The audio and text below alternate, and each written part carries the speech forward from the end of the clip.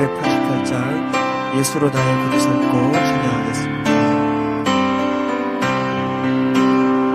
예수로 나의 구주 삼고 성령과 피로써 거듭나니 이 세상에서 내 영혼이 하늘의 영광 누리도다. 이것이 나의 간증이요 이것이 나의 찬송일세. 나 사는 동안 끊임없이 구주를 찬송하리로다.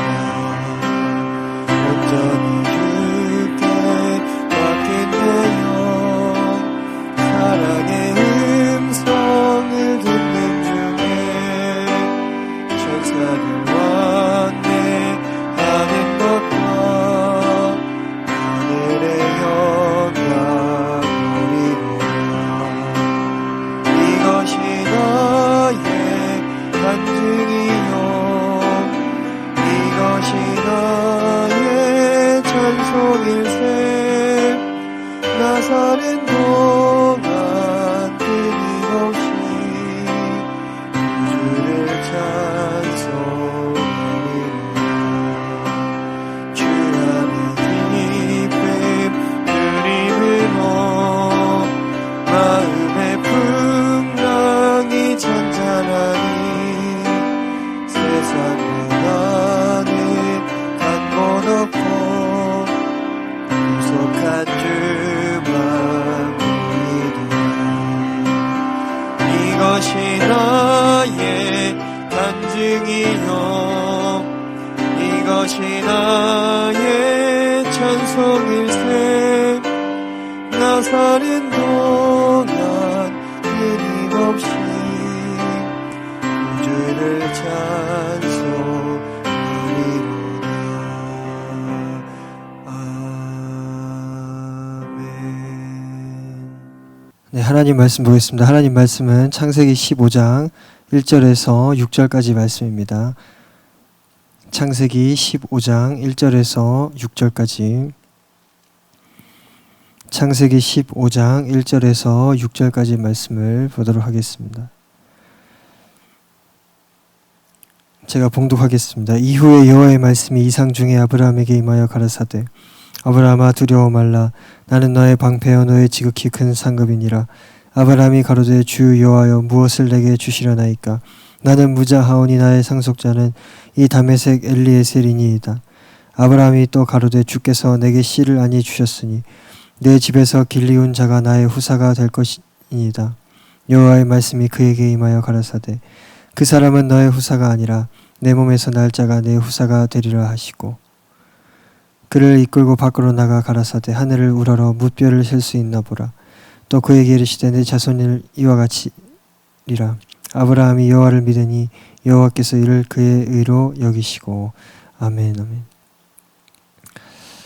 대부분의 사람들은 문제가 생기면 염려와 걱정, 근심과 불안, 두려움으로 사로잡히게 됩니다. 하나님을 불신하면 두려움에 사로잡히게 되고 판단력이 흐려지게 되죠. 앞이 보이지 않고 엄청난 당혹감 가운데 힘들어하게 됩니다. 두려움이라고 하는 것은 미래가 닫혀지는 셔터와 같은 것이죠. 오늘 본문에 보면 이 믿음의 조상 아브라함도 두려움에 사로잡히게 되었음을 보게 됩니다. 믿음의 사람도 실수를 합니다. 믿음의 사람도 실패를 경험하고 많은 시행착오를 겪는다고 하는 것입니다. 믿음의 사람도 때때로 좌절하고 절망하고 회의에 빠지게 됩니다. 나름대로 기도했는데, 나름대로 최선을 다했는데, 나름 하나님 보시기에 내 생명을 다한 것 같은데 여전히 어려움 가운데 있고 인생이 풍랑을 만난 것 같을 때 그때 엄청난 괴로움과 우울증에 시달리게 되죠. 왜 실패했을까? 왜 이런 문제가 생길까? 우리는 밤잠을 이루지 못하고 뒤척이며 고민하게 된다고 하는 것입니다. 바로 그러할 때 우리가 붙들어야 하는 것이 있습니다. 그것은 바로 믿음이라고 하는 도구입니다. 이 믿음이라고 하는 도구는 하나님의 세계와 인간의 세계를 연결시켜주는 연결고리입니다. 하나님의 세계의 문을 열 수 있는 열쇠가 바로 믿음이라고 하는 것이죠. 이 믿음이라고 하는 도구를 통해서만이 우리는 하나님 앞에 의롭다 칭함을 받을 수가 있습니다. 하나님 앞에 의롭다 칭함을 받을 수 있는 방법은 우리의 행위나 노력이 아닌 인간의 공로가 아니라 우리의 믿음, 그 하나만으로 하나님 앞에 의롭다 칭함을 받을 수 있다고 하는 것입니다. 하나님께서는 아브라함에게 약속을 한 가지 해주셨는데 그것은 내가 너로 큰 민족을 이루게 할 것이다. 너는 믿음의 조상이 될 것이다. 이 말씀을 해주셨어요. 아브라함도 처음에는 그것이 믿기지 않았지만 그것에 대해서 의심하지 않았습니다.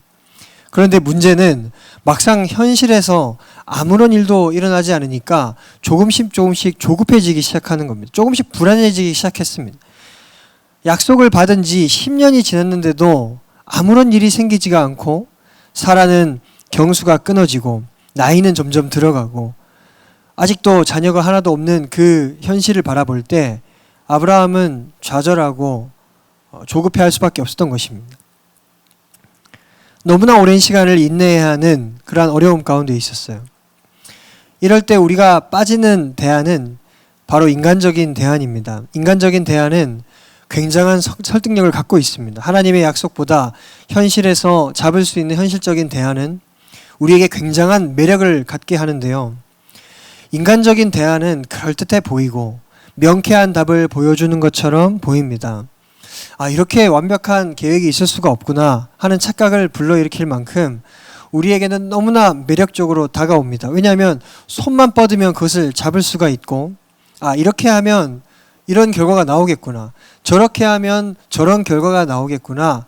나름대로 인간의 이성과 지식과 경험과 통찰력을 총동원해서 나름대로의 계획을 가지면 아주 그럴싸해 보인다고 하는 것이죠.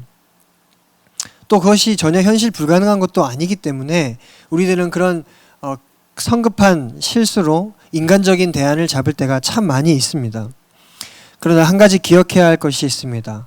하나님의 길과 우리의 길은 완전히 다르다고 하는 겁니다. 하나님의 생각과 우리의 생각은 다릅니다. 하나님의 계획과 우리의 계획은 완전히 다르다고 하는 것입니다. 이때 우리는 믿음의 결단을 내려야 합니다. 하나님의 길을 따라갈 것인가? 인간적인 대안을 선택할 것인가? 하나님의 생각대로 갈 것인가? 내 생각대로 할 것인가? 하나님께 내 인생을 온전히 맡겨드릴 것인가? 아니면 내 인생을 내가 설계할 것인가를 놓고 우리는 믿음의 결단을 내려야 된다고 하는 것이죠. 아브라함을 통해서 우리가 배울 점을 배우고 우리의 인생을 온전히 주 앞에 올려드릴 수 있는 그 믿음의 성도님들 되시기를 바랍니다. 1절을 보겠습니다. 1절을 보면 이후에 여호와의 말씀이 이상 중에 아브라함에게 임하여 가라사대 아브라함아 두려워 말라. 나는 너의 방패요 너의 지극히 큰 상급이니라. 하나님께서 아브라함에게 말씀하셨어요. 두려워하지 말아라. 나는 내 방패요 너의 지극히 큰 상급이니라. 하나님은 우리의 방패가 되십니다. 하나님은 우리의 피할 바위시요 우리의 산성이시요 구원의 뿌리십니다. 전쟁은 우리에게 속한 것이 아니라 하나님께 속한 것임을 우리가 알아야 합니다. 그리고 하나님은 우리의 가장 큰 상급이시라고 했습니다. 하나님께서 친히 우리의 가장 큰 상급이 되어주신다고 하는 것이 얼마나 우리에게 큰 위로가 됩니까? 만약 이 말씀을 우리가 믿음으로 받는다고 한다면 걱정할 것이 없어요. 두려움에 휩싸일 수가 전혀 없습니다. 근심, 걱정, 염려라고 하는 것이 있을 수가 없다라고 하는 것이죠. 하나님은 어떠한 분이십니까? 하나님은 창조주시며 기묘자, 모사, 전능의 왕이십니다.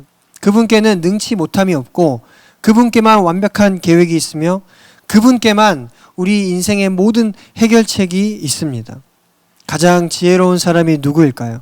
하나님을 방패 삼는 사람, 하나님을 지극히 큰 상급으로 삼는 사람이 가장 명철하고 통찰력 있는 사람이라고 하는 것이죠.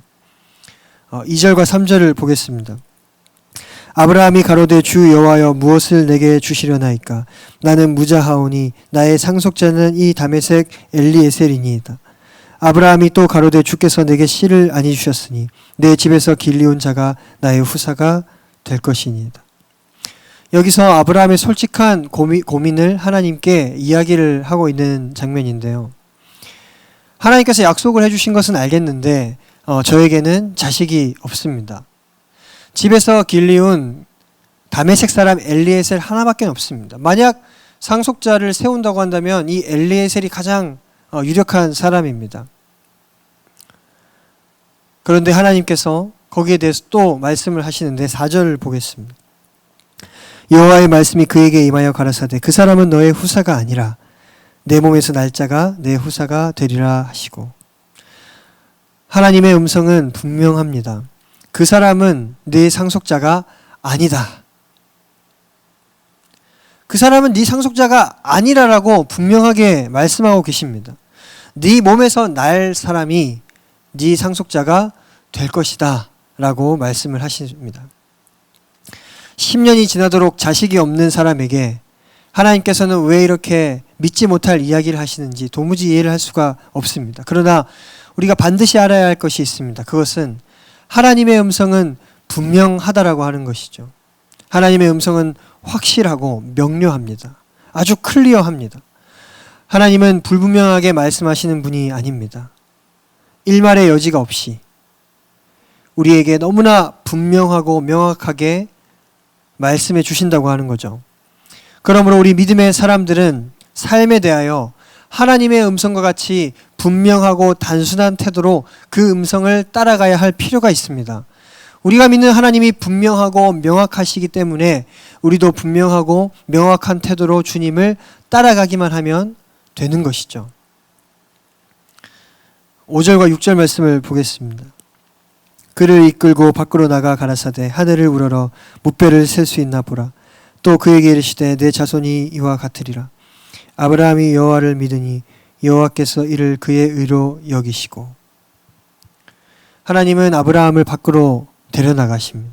그리고 하나를 보여주시는데 별이 너무 많아서 쏟아질 것 같은 너무나 청명하고 아름다운 밤하늘을 보여주셨어요. 밤하늘에 별이 쏟아질 것처럼 가득한데 별을 세보라고 말씀하세요. 그러나 그 많은 별들을 셀 수가 없죠. 주님께서 말씀하십니다. 네 자손이 이와 같으리라. 네 자손이 이 밤하늘의 별들, 셀 수 없는 밤하늘의 별들과 같을 거야 라고 하는 말씀을 들려주시더라는 겁니다. 그런데 놀라운 것은 아브라함의 태도와 반응입니다. 저는 6절을 보고 깜짝 놀랄 수밖에 없었습니다. 아브라함이 여호와를 믿으니, 이 한 구절이 저를 굉장히 충격에 휩싸이게 했습니다. 인간은 본성이 악하기 때문에, 인간은 본성이 교만하기 때문에, 너무나 어리석고 무지하기 때문에 이 영적인 통찰력이나 명철함이 굉장히 부족합니다. 그런데 이 아브라함은 하나님께서 밤하늘을 보여주시고 말씀해 주시니까 그것에서 이제는 일말의 의심 없이 하나님을 신뢰하기로 마음을 결정하고 결단하는 모습에 저는 참 놀라지 않을 수가 없었습니다. 그리고 하나님께서는 이것을 아브라함의 의로 여기신다고 말씀하셨어요. 여러분, 갈대아 우르에서 살던 한 평범한 남자가 이방 신들을 깎아 만들던 우상이 가득한 그 가문에 살던 한 사람이 어떻게 믿음의 조상이 될 수가 있었을까요?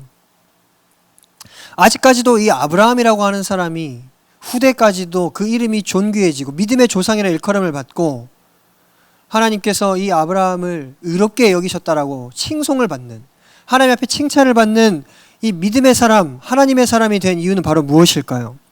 답은 간단합니다. 하나님을 믿었습니다. 아주 간단하죠. 믿음입니다. 믿음. 여기서 아브라함과 우리의 결정적 차이점이 나옵니다. 아브라함은 하나님을 그대로 믿었습니다. 여러분, 믿음이 전부입니다. 하나님을 믿어드리는 것, 그것이 우리가 해야 할 전부라고 하는 것입니다. 그것이 우리가 인생 전체를 통틀어서 가장 잘한 선택이라고 여길 수 있는 바로 단 하나의 결정이 있다라고 한다면 하나님을 믿는 것입니다. 그러나 아주 슬프게도 많은 사람들은 이 하나님을 믿지 못하고 자기 자신을 믿고 의지할 것 없는 인생을 신뢰하고 재물과 명예와 지식과 세상의 금은보화를 의지하는 그런 큰 우를 범하고 있는 것이죠. 두려움이 몰려올 때, 근심과 걱정이 우리를 겹겹이 둘러싸고 있을 때 주님의 약속을 믿으십시오. 살아계신 하나님을 믿으십시오. 하나님이 여러분의 방패와 지극히 큰 상급이 되어 주신다는 것을 여러분들 믿음으로 취하십시오. 그러면 주님께서는 우리의 믿음을 보시고 우리를 의롭다고 여겨주실 것입니다. 믿음은 두려움을 이깁니다. 하나님의 약속을 붙들고 하나님의 음성에 순종하며 하나님을 믿으셔서 이 위기의 때를 승리하실 수 있는 지혜로운 필그림교회 성도님들 되시기를 예수님의 이름으로 축원합니다. 기도하겠습니다. 거룩하신 아버지 하나님, 우리가 두려움에 휩싸일 때가 있습니다. 그러나 우리는 늘 인간적인 대안을 선택하고 너무나 성급히 매력적이게 보이는 그 현실적인 대안들을 선택할 때가 너무나 많이 있습니다. 이제는 우리의 믿음의 눈을 열어서 밤하늘의 별을 보게 하여 주옵시고 하나님의 말씀을 듣고 순종하여서 우리의 삶에 역사하시고 우리의 삶을 구원하시며 우리에게 완벽한 계획으로 완전한 길로 인도하여 주시는 주님 앞에 우리의 인생을 맡겨드리게 하여 주옵소서. 하나님을 믿게 하여 주시옵소서. 그리하여 하나님께서 우리의 삶에 방패가 되어주시고 지극히 큰 상급이 되어주시는 그 믿음의 역사를 경험할 수 있도록 주여 함께하여 주옵소서. 예수님의 이름으로 감사하며 간절히 기도 올리옵나이다. 아멘.